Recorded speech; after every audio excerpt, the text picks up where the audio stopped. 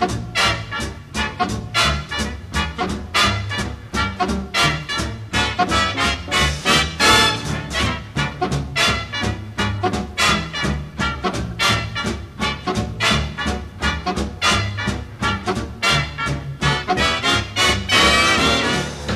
I'm Rich Zatkowski, and welcome to another episode of Homeland Improvements.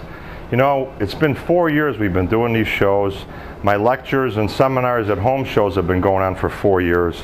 I started 4 years ago talking about mosquitoes. People looked at me like I was from Mars. I was telling people mosquitoes were going to kill people with this West Nile virus. It's really bad. I mean, we've already had our first person pass away from getting bit by a mosquito here in Illinois this year, this summer. But we have about 45, 50 cases already. And it's bad that somebody passes away, but some of the people in the past years that have gotten bit by a mosquito actually got paralyzed. But they're actually losing brain function and all kinds of other things. So if you don't think it's serious, you're mistaken, because today, here in Illinois, we've got a lot of cases going on. I've been tracking the news with what's going on, and we've got a person in St. Charles.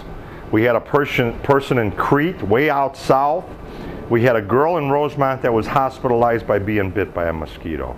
So let me give you some tips that I've been giving out for 4 years, and people thought I was silly for even talking about this.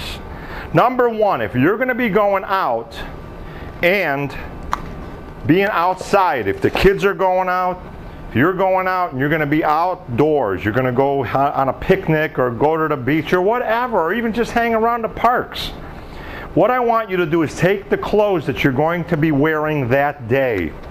I want you to get fabric softener sheets.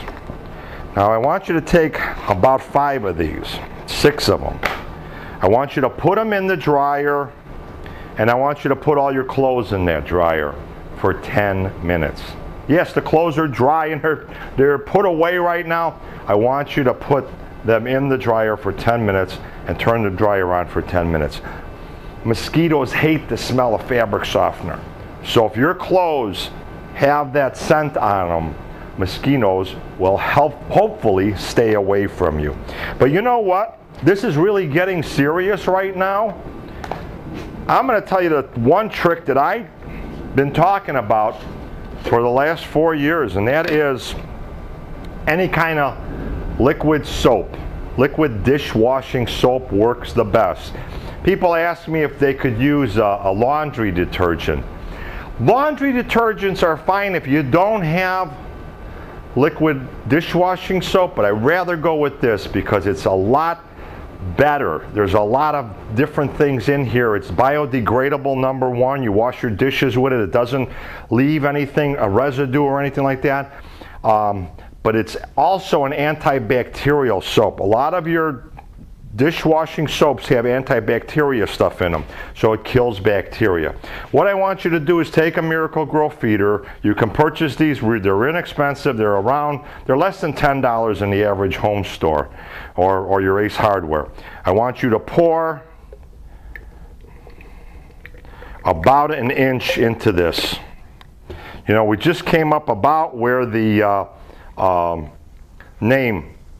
the slogan here is. So I want you to put about an inch in there. Then I want you to go into any kind of fabric softener. And again, put about an inch in there. Again, they hate the smell of fabric softener. Now I'm going to tell you something. This, number one, is not going to hurt anything. You can take this now, hook it to your hose, and go out and spray your property, your backyard, your front yard, your patio, your courtyard, whatever you want, and go out and enjoy yourself. You know, you're not going to keep the kids inside the house. They want to go out and play. So if you want to prevent them from getting bit by a mosquito, you know, something that you can do. Let me explain a little about what it does. Number one, the dishwashing soap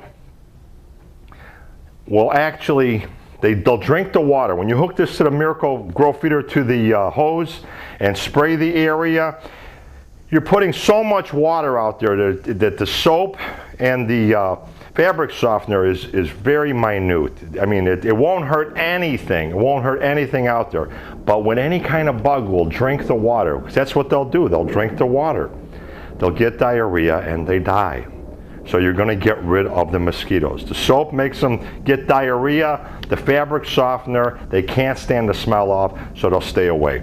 Now, at some of the seminars, people have asked me, well, now I don't have to use any of those other things, the citronella candles or the DEEK or the I still want you to go out and do all the things you did in the past. All I'm giving you here now is a cheap insurance policy. This is very serious. We need to do this. You know, it's all around us. So everywhere we're at, this is happening. People are dying from getting bit by a mosquito. The tips in today's show are all going to deal with outside, with doing things around your home, getting rid of those pesky mosquitoes. This formula will save you a lot of money. It's a cleaning formula that you can use to clean a lot of things. We're going to clean a few things in the next few segments.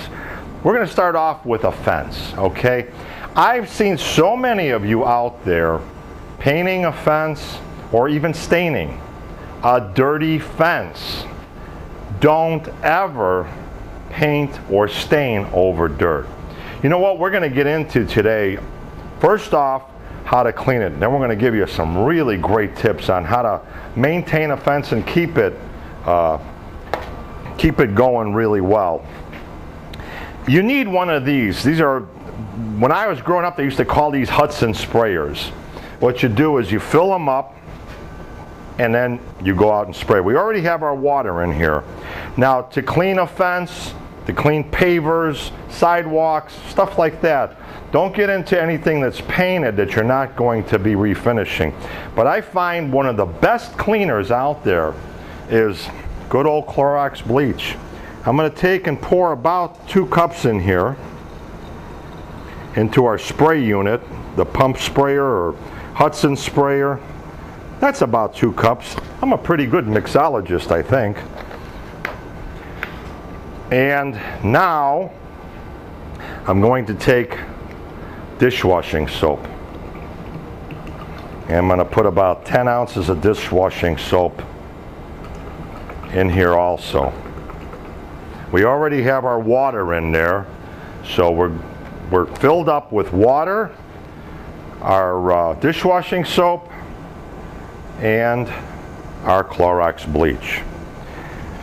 You know, Clorox bleach has been around for a long time, and it really, I've used it in a lot of different things. If you look at some of the chemicals out there today that they're selling in the stores that are super toxic and everything else, they've got chlorine in them. So I really like Clorox bleach because it is a great cleaner. It also disinfects, kills bacteria, mold, mildew, and stuff like that. So we filled up our Hudson sprayer. We take and we pump it up now. And we're ready to rock and roll. Now the first segment of cleaning and doing around here today will be pre-treating the fence. And like I said earlier, I hope I never see another one of you out there staining or painting a dirty fence, because you're just wasting your money. You're putting paint or stain on a fence, on the wood, that's dirty. When it's dirty, the dirt is absorbing the paint or stain, not the fence. So it's not going to last. You're not even going to get half of the time out of your refinishing project, because it's going to peel, it's going to fall apart and all of that.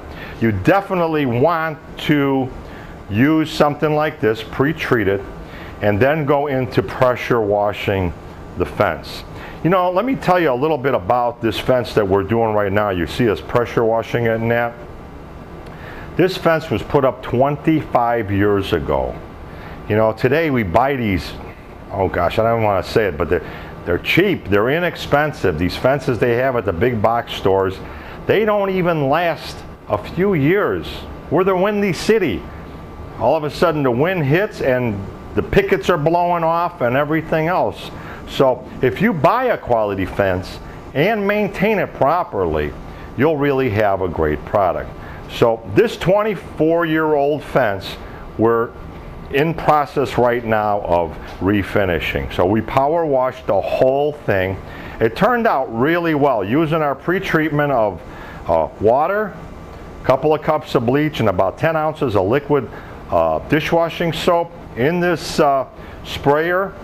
We used that, power washed it really well, got everything off. It took about a half a day to get it all cleaned up. Now I want you to let it dry really well. Let it dry a few days until the color comes back, the natural color of the fence, because right now, right after you power wash it, it looks kind of dark. The wood is dark because it's full of water. By pressure washing it, we filled the fence up with water. Wood is like a sponge, especially this cedar. This was a cedar fence. It soaks in the water, so you want it to dry really well. Now we're going to get into some real interesting things for the show. We're going to get into talking a little bit about stain and paint for your fence. I'd like to thank, number one, Wagner Power Sprayers. We're going to be using that to spray the fence with. It's an airless system. One thing I have to mention, a lot of you out there figure, well, if it's airless, no problem. But if it's windy out, the wind, Mother Nature, will blow the paint around. So never paint on a windy day. You hear about these people that do that all the time, and the overspray goes all over their neighbors' cars and homes and everything, all over your windows, all over your home. So never paint on a windy day if you're using any kind of a spray system. Now, here's where I really want to emphasize about what you need to do with a fence. Number one, if you're out there going to put something on it, I suggest real highly, if you buy a quality fence in that, even if you buy an inexpensive fence and you're going to treat it, use a stain. Don't use a paint. Or if you're going to want to go with a solid color, because a lot of people, you know, it's yours. You pick the color. You got to live with it. So pick a color that you like. But don't buy a paint, even if it says, oh, paint designed for wood, because it is not what you want to put on there. We live in a very interesting climate. A stain will actually soak into the wood, and you could use a transparent stain or a solid stain, where your color will be a solid color, so it'll look like a paint. But I want you to stay with a stain because it'll suck into the paint, it'll actually absorb into the fence, and it'll last a lot longer. Flood has been around for a long time making stains and paints for outdoors. They're the only manufacturer that I know of right now that's giving a 15-year guarantee on their paint. So I'm telling you, this is something that works. That's one of the reasons I wanted it for this fence. I'm going to make this fence go another 10 or 15 years. So use a stain, don't use a paint. Let me tell you why you don't want to use that paint. Paint seals the surface. It's okay inside your house, on the walls or on the ceiling. You want to seal it. But outside, if you seal the fence, you seal the wood outside, it can't breathe. Condensation forms on those humid, hot days. So the wood gets wet inside, and what happens when wood gets wet? Even that treated wood, if it stays wet long enough, it's going to break down and rot away. So the best tip I can give you if you're doing that outside project is make sure you clean everything up really well. Use a power washer. Use our pre-treated formula that I have here, the 2 cups of Clorox bleach, a gallon of water, and 10 ounces of liquid dishwashing soap. Power wash everything down, let it dry, and then go into a quality stain, either a transparent or a solid color. You know, cleaning up the stone outside, you have like these homes with stone like you're seeing right now. What we're doing, we actually did go through and pre-treat the area with our sprayer, and we ended up hosing or getting the pressure washer and washing it down. Real important, you know, stone is so beautiful. This stone that you're seeing here now is just gorgeous, but it gets dirty after a number of years, and it gets that dingy type of dungeon look. It's just not attractive at all. So periodically I like to take and clean the stone. Again, we use the cleaner to pre-treat it, and our cleaner is 2 cups of Clorox bleach, 10 ounces of liquid laundry detergent or dishwashing detergent, and a gallon of water. And it works really well. The pressure washer made this wall look really pretty.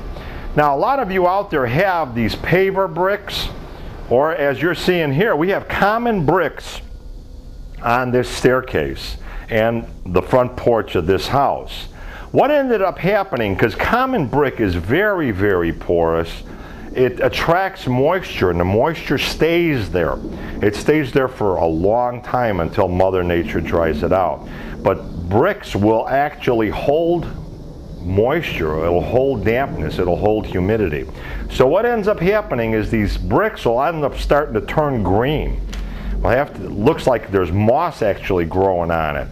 And a number of you have emailed me. I love those emails. Let's get back to this brick thing though. Once we do this brick, and we pre-treat it with our cleaner, let it sit for a little while, pressure wash it, you can see the bricks look like brand new.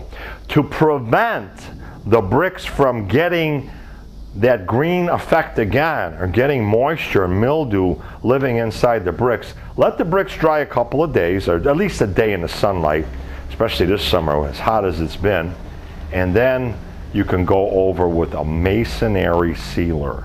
They make them in a lot of the stores have them. You may even want to email me on the show. There's places that deal with masonry products. You don't want to use like those inexpensive waterproofers that they have in the stores. Those are really not designed to last a long time or do the trick that we need with the job we're seeing here. We even went as far as cleaning the sidewalk. The reason we got into that, as you're seeing on this sidewalk, we got these real heavy pits in there. A lot of you out there with the driveways, you put these concrete driveways in, they're beautiful. But all of a sudden, the top layer of your concrete starts to pop. They call it popping. It's due to a lot of reasons. Most of the time, it's due to the chemicals in the winter time, you know, that we use to salt down roads and stuff like that. There is so much stuff in those chemicals, in those salts, that it's actually messing up your concrete. But here is a walkway, it's a sidewalk in front of a house, and it's popping really bad. To stop that, or to prevent it from getting any worse, what you do is you pre-treat, like we did with everything else so far in today's show, with our cleaner. I'm going to go over it one more time because I want you to remember what it is. It's a gallon of water in one of these Hudson sprayers, 2 cups of Clorox bleach, and 10 ounces of dish soap. Now, clean it really well, and you put this masonry sealer down like you're seeing me brush in right now. Masonry sealers will actually prevent those poppings from getting any worse. So you definitely want to use something like that. Now, we have a thing, we're going to do another show soon about a lot of caulking and how to preserve a lot of things around your home. Concrete has never been inexpensive to replace. And when it gets really bad out there, you have to replace it. Well, the joints, this concrete that we have had actually sunk. So a couple of years ago, we had a, they call it mud jacker come out. You drill a hole in the center of the concrete or in different strategic points of the concrete, and they pump this tool in there into the hole, and they actually pump it up with a sand cement type of solution, and you could level the concrete back up. But the expansion joints in this concrete, or a lot of you have expansion joints in the sidewalk between your home and your sidewalk. There's like a joint in there. And if you don't have that sealed completely, you get water in your basement. Or like with these sidewalks, what happens is in the winter time, water gets in there. Snow melts during the day. Even though it's below zero outside, Mother Nature and sunlight will actually make the snow melt. Water will always go to the lowest point. So into those cracks goes the water. No problem. But tonight, when there's no sunlight out, Mother Nature kind of does a trick to you. And what she does is this. Water, when it freezes, it expands. And Mother Nature just loves to lift that concrete and break it and crack it up and everything else. So we're going to do a show down the road with MP1. It's a concrete caulk. Once you put this in, but you got to put it in properly, you'll never have to worry about that again. In fact, you can save your concrete from getting worse or water from getting into your basement. People with the driveways down the house, I've done so many of those where water was getting into the house because the concrete and the walkway or the sidewalk, whatever. MP1 works really great. But we're going to do a whole show around caulk, so stay tuned for that. I've received a number of emails on patio pavers and what do they call them, retention walls, you know, those big stones that you buy from the big box stores. These patio pavers, when they start to go, when they lose their color and all of that, people really, they're not attractive anymore. But there's a way to bring them back. And again, like what we covered in the last segment about stone and brick and sidewalks, these patio pavers, you need to service them periodically, especially when they're getting to look a little tacky. You know that moisture set in on them. They're turning actual green. You're seeing them right now where they were actually like a green color. Very, very unattractive. They're supposed to be red and black. So I talked to the lady that sent me the email. I emailed her back to call me. She called me and I talked her through it. Again, we're going to get back into a real simple segment here. You take one of these sprayers. We used to call them the Hudson sprayer, but it's a pump sprayer, applicator sprayer. You can get this in any of the big box stores or any of the Ace Hardwares. I want you to put a gallon of water in here.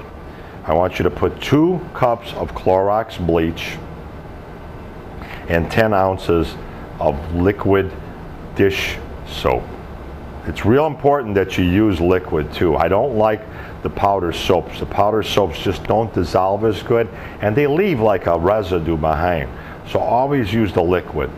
Take it, pump it up, and you have to, when your pavers get as bad as the ones you're seeing in today's show, you have to really, really wet them down well, because you want the cleaner, the pre-treatment formula that I've told you to put together, you want that to actually take and soak in, because that green stuff you're seeing on these pavers is deep into the paver.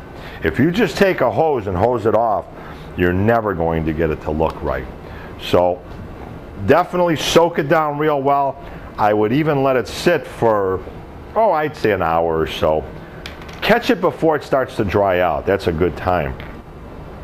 And you know what else? If you have a big area like we have on this house, what we ended up doing is we ended up doing section at a time, because it's just too hard to do a whole big area like this. So we did, you know, a third, and another third.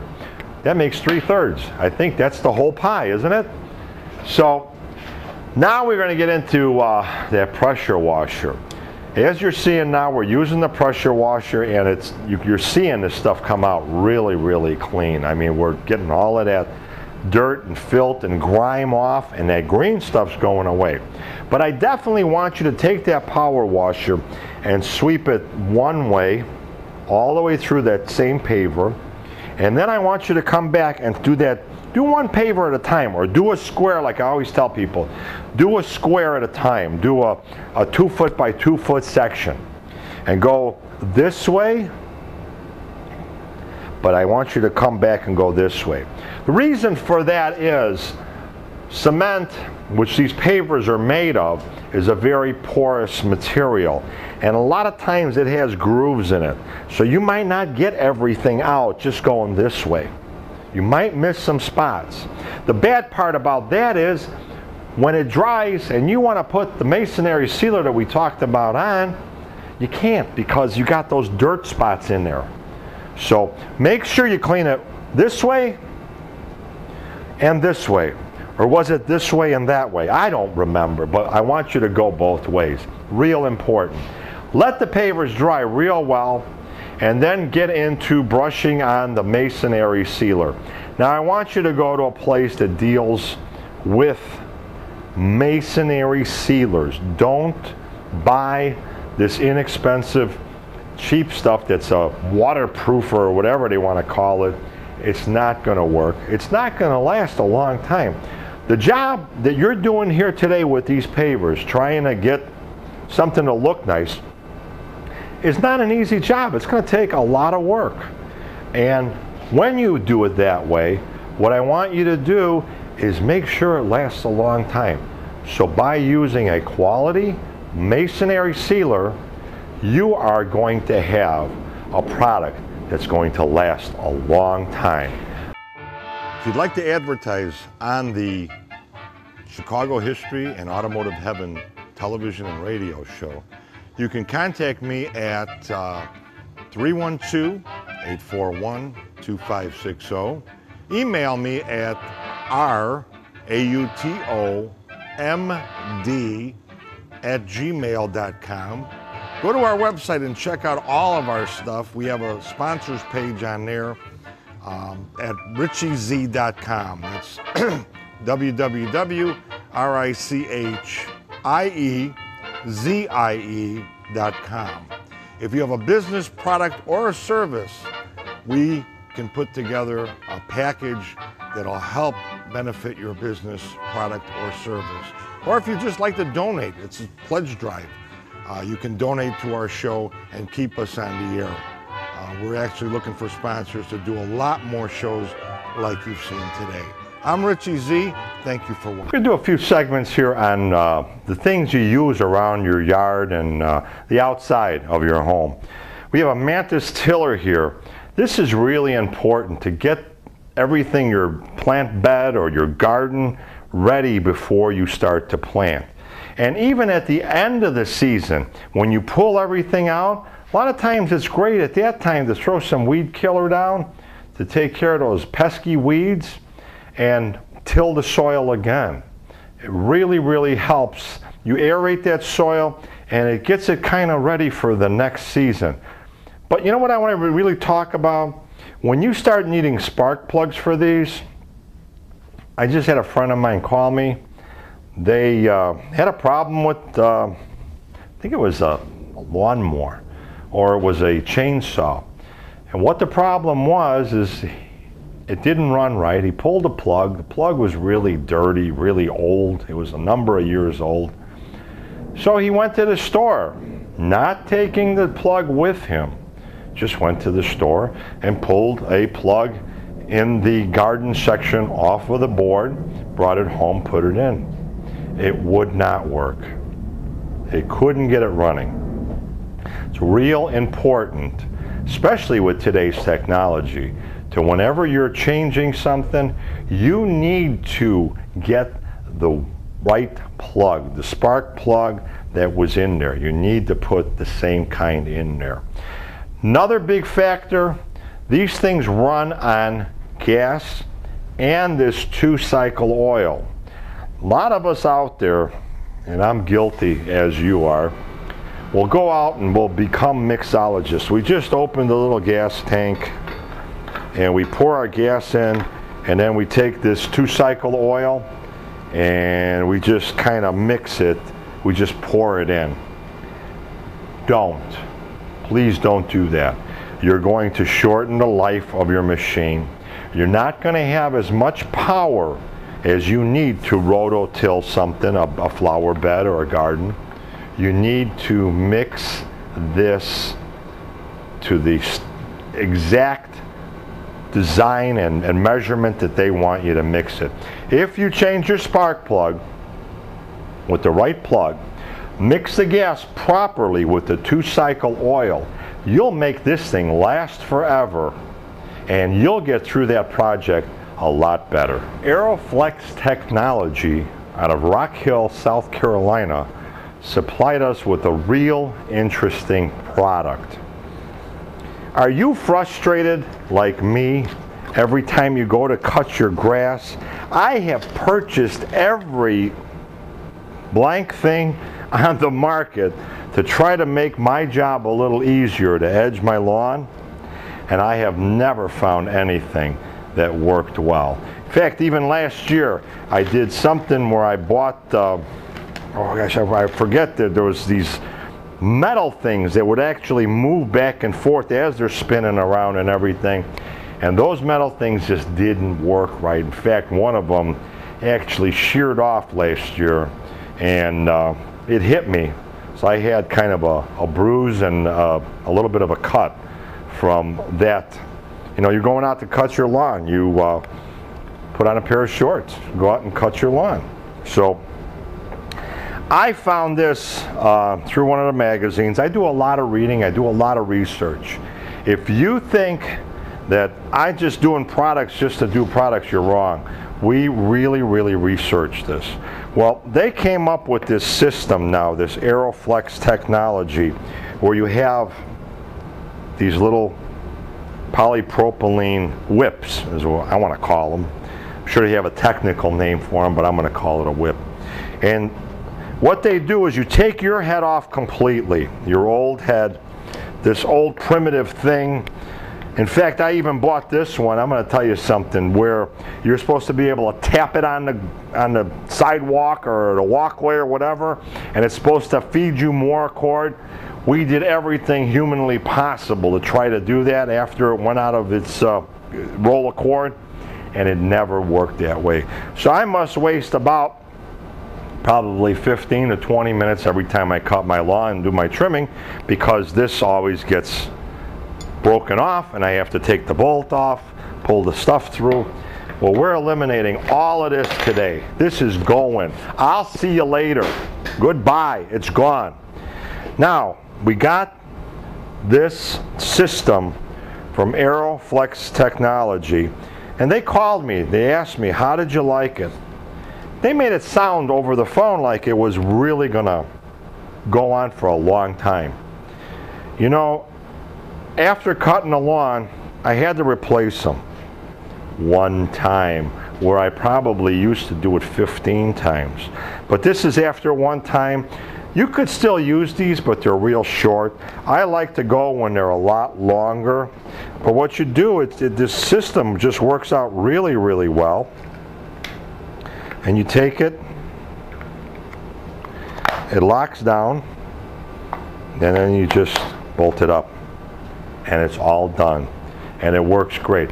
You know what's nice about this also? You don't have to have the RPM you used to have. You used to have the RPM real high when you're edging. This works a lot better on low RPM. So your motor, your weed whacker isn't running on high. You're not burning as much gas. You're not putting as much carbon monoxide into the atmosphere. You know what? Every once in a while, you talk about America and people inventing things. You know, we're a country that just about invented everything. We have other people taking our products and copying them and making them cheaper, but we've invented everything.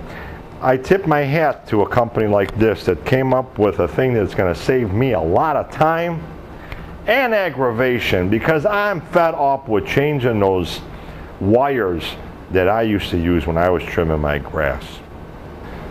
We're going to deal with probably one of the most pesky things in your lawn. That is the crabgrass. Crabgrass is just awful inside your lawn. It really, really takes over, and it actually will grow and take over your lawn.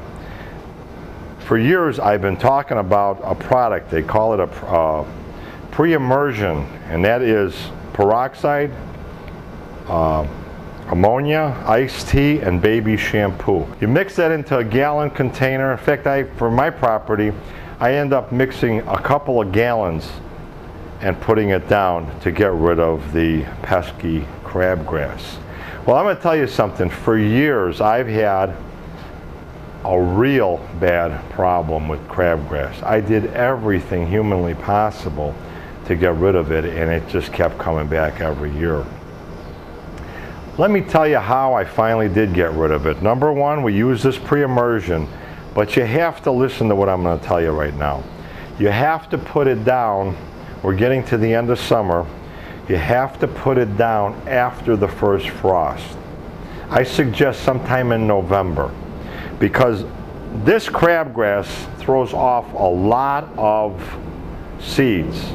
I mean, this one little crabgrass right here in my hand will throw off thousands, that's right folks, thousands of seeds. And it's a pretty heavy seed where it stays in your lawn. The pre-emergence will kill those seeds, but I still want you to go out and get those lawn formulas that you put down, you know, the major ones. You put a treatment down in the fall. Usually there's, say, about 3 or 4 treatments a year. It's a good idea to use that.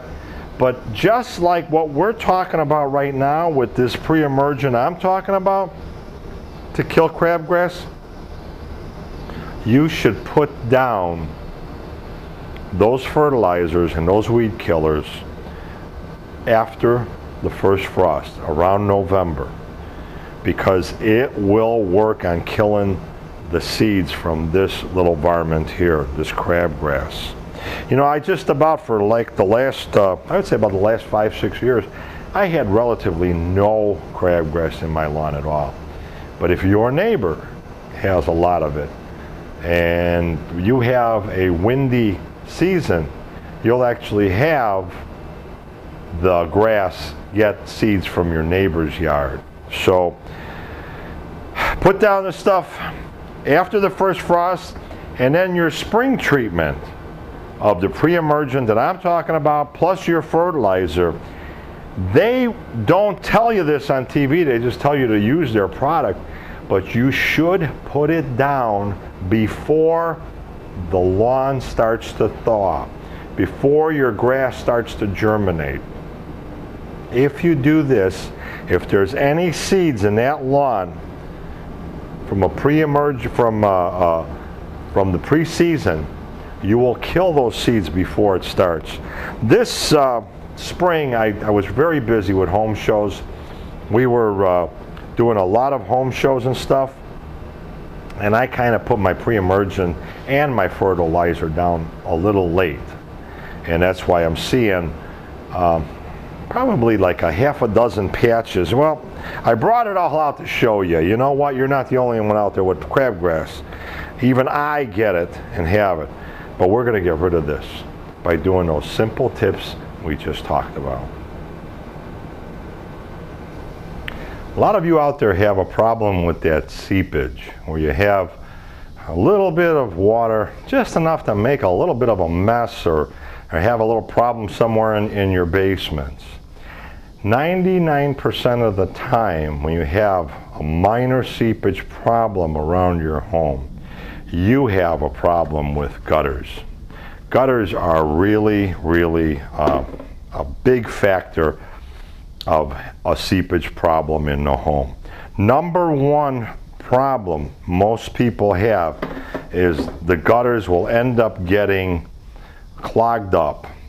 If you're going to be doing any changing of gutters or anything like that, I suggest going with the bigger downflow pipes, the tubes that take the water away. I suggest in getting the bigger ones. They shouldn't even make the small ones anymore because those things don't work right at all. And now there's a company, you can buy this, I think Menards carries this one.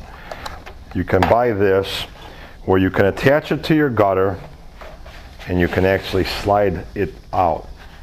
So what you're going to do is have this gutter about 6-7 feet away from the house. But let me tell you another little trick about gutters. I don't know where this ever started, but the last few years when we've had those heavy snowfalls, we had that ice damming up on the roof of the homes. 99% of the time there was an issue with the whole flow tube coming off of your roof down and down those joints and everything else, freezing up completely. I actually have seen homes where there's a seam in the back of the gutter. Sometimes they mount it, it's in the front of the gutter. That seam is actually popped.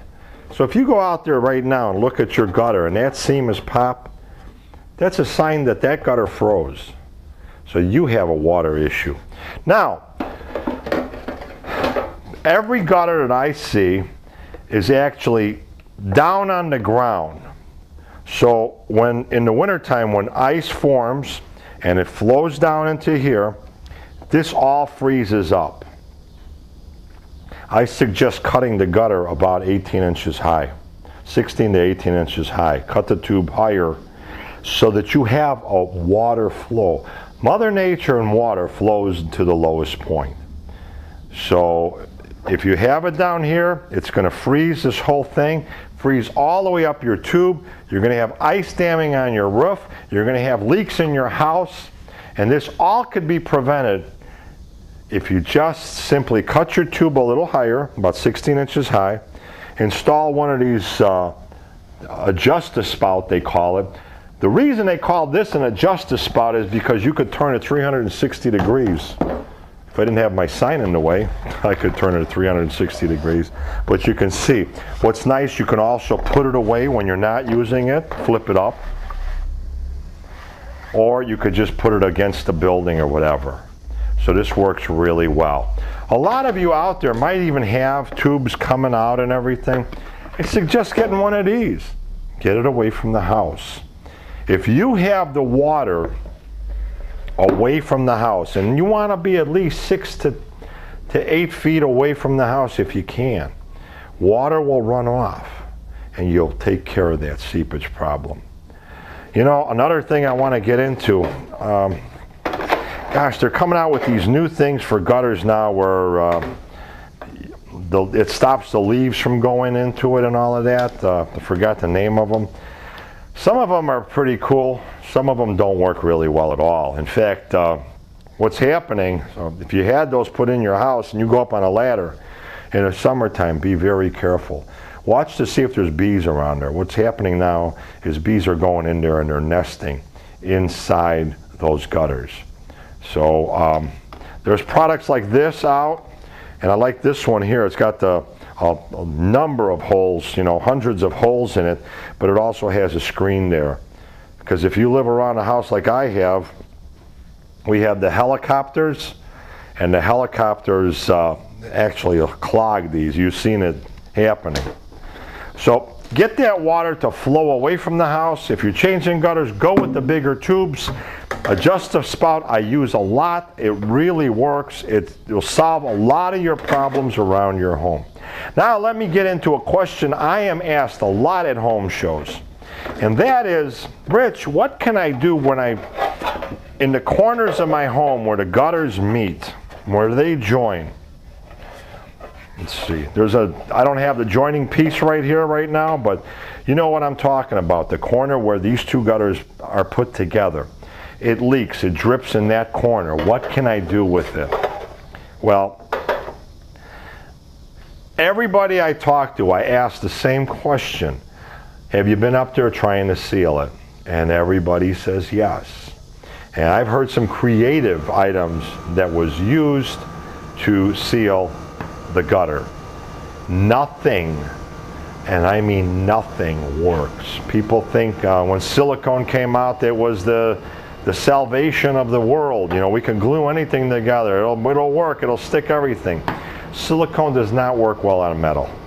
Not a good thing to use. I've heard people using tar, paint, all kinds of different caulkings. They're not going to work. When you're in your home store, you look for a seam sealer. It's a gutter sealer. It's designed for aluminum. It's just like liquid aluminum. But the problem you have right now out there, if you did seal your gutter with any kind of things that I just talked about, you're not going to be able to go over with this aluminum sealer. What you need to do is scrape it all out. Preferably on a hot day, you know, get up there on the ladder and scrape that corner completely clean. If you use tar or something up there like that, you can go in with like a mineral spirits or a bug and tar remover. And I suggest here, I'll give you some really great tips if you're going to be doing this. I suggest you take and soak a rag down with like a bug and tar remover and let it soak in there, and that'll get all that tar. It'll soften it all up, and if you can get all that tar off, then go through with this gutter seam sealer. It's designed for aluminum gutters, and put this down. This will last 20 years, no problem. You'll never have that corner dripping again. Now let's get into a little bit of things you can do to prevent your ice damming on the roof, especially when we have a lot of heavy snowfall, especially when we have snowfall like 6 to 8 inches, 10 inches every other night or so, like we did a few years ago. A lot of you suffered with that ice damming on the roof. I suggest installing gutter heaters in the gutters and up and down the roof. Years ago, people would talk about the cables that they had years ago, and they weren't really a good thing because they got way too hot and they would wreck your roof. They would wreck the shingles on your roof. The new cables now are all covered in polypropylene. They really have come a long way. It only heats up to around, I think I read on there like 54, 58 degrees, so it never gets extremely hot. One tip I really want to tell you about is people go up and down the roof, which is what you're supposed to do so water can run off into the gutter. Don't forget to put this cable in the gutter and that downspout. I want that cable to actually come out of the bottom of here, because when it'll come out of here, it'll keep it from freezing, keep the water from freezing, keep from the snow from turning into ice on your roof, because the water that melts during the day. Mother Nature is a very interesting lady. It could be 20 below zero outside with a wind chill of 35 or 40, but if the sunlight's out there, snow melts. So what you want to do is get that water out of the gutter and have it flow away from your home.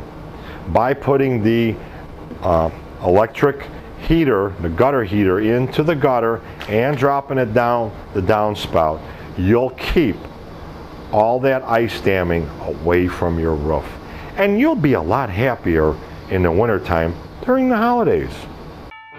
If you'd like to advertise on the Chicago History and Automotive Heaven television and radio show, you can contact me at 312-841-2560. Email me at rautomd@gmail.com. Go to our website and check out all of our stuff. We have a sponsors page on there at richieze.com. That's www.richieze.com. If you have a business, product, or a service, we can put together a package that'll help benefit your business, product, or service. Or if you just like to donate, it's a pledge drive. You can donate to our show and keep us on the air. We're actually looking for sponsors to do a lot more shows like you've seen today. I'm Richie Z. Thank you for watching. Your lawn will only look as good as this machine will let it look. What I mean by that is periodically we need to clean up the inside of the lawnmower underneath where we don't see it. But more important than that is to take the blade. In fact, I've bought an extra blade for my lawnmower because they end up getting beat up pretty bad. I could take it over and put it on a workbench or at a vise, and I could actually clean it up and sharpen it. This one we sharpened already. I'm just taking a little bit of steel wool. In fact, I'm going to be replacing this blade. I'm going to be putting this blade on this lawnmower right now. Not right now, but we're going to be putting it on. It's been sitting out on the side and got a little rusty, but the blade is perfectly sharpened. And that's real important. You could take a file, and all you really need to do is knock off any kind of real rough edges. Put it in a vise and just go at it like that. You don't want to go from the top because you'll flatten that sharp edge. So you definitely want to do from the side, nice straight motions. If you got any lumps in it, try to take the lump out. Definitely take the lump out. Don't just try, do it. What's the matter with you?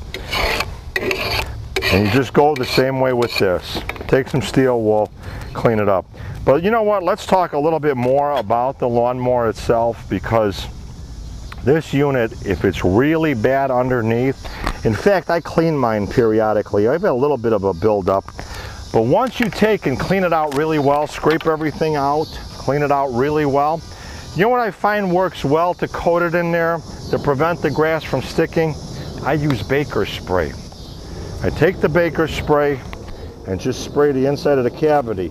That's why you're seeing very little stuff here. It's a lubricant, and it prevents the grass, especially if you cut the grass in the morning when the dew is out. You will have that grass sticking on the inside of the lawnmower. Eventually you'll have so much clumped up inside there, because grass will stick to grass, that you're not cutting properly.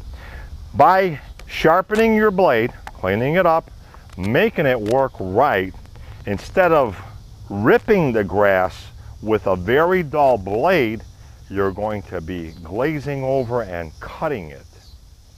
Real important, because when you rip it, it kind of tears the grass blades and the lawn looks very poor. So you definitely want to have a sharp blade, clean up the inside of that lawnmower, and you'll get a lot better cut.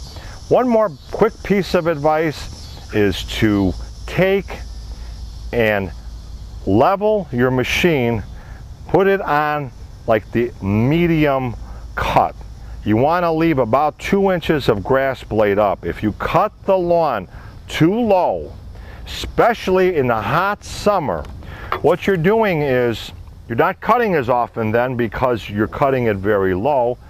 But what's happening is you're not protecting your roots of your grass. And the water, when it hits, will end up going down, but not, the roots will be going up instead of growing down into the ground. They're going to be growing up to get the water. By leaving your grass blades a little bit higher, you're going to actually protect the roots and make them go down into the ground to get water and nourishment. You know what? I got to tell you a cute little story here before we sign off. We're in my backyard. My cameraman's working a couple of cameras. We got a lot of things going on here. I have this maple tree here, and the squirrels are my friends, and they're throwing acorns down at my cameraman. It's hysterical. I'm watching this today, and it's just hysterical. You know what? We have a lot of fun bringing you these shows. I really like doing them. Even the crew I have that comes out and shoots with me enjoy doing them. We get a big kick out of every time we go to do something. Something happens. I think we could write the book, Murphy's Law, but that book's already been written. You know, for the Homeland Improvements Network, for our crew here, I'd like to thank you for watching, And don't forget to check out that website, because there's about 30 tips on there that'll save you thousands of dollars, save you time, money, and aggravation. I'm Rich Siatkowski. See you next week. It's not live. It's not from New York. It's on tape. And it's from Chicago. It's Homeland Improvement. Well, you got a problem with that? If you do, see my buddy Rich. He'll straighten you out. If you'd like to advertise on the Chicago History and Automotive Heaven television and radio show, you can contact me at 312-841-2560. Email me at rautomd@gmail.com. Go to our website and check out all of our stuff. We have a sponsors page on there at richiez.com. That's www.richieze.com. If you have a business, product, or a service, we can put together a package that'll help benefit your business, product, or service. Or if you just like to donate, it's a pledge drive. You can donate to our show and keep us on the air. We're actually looking for sponsors to do a lot more shows like you've seen today. I'm Richie Z. Thank you for watching.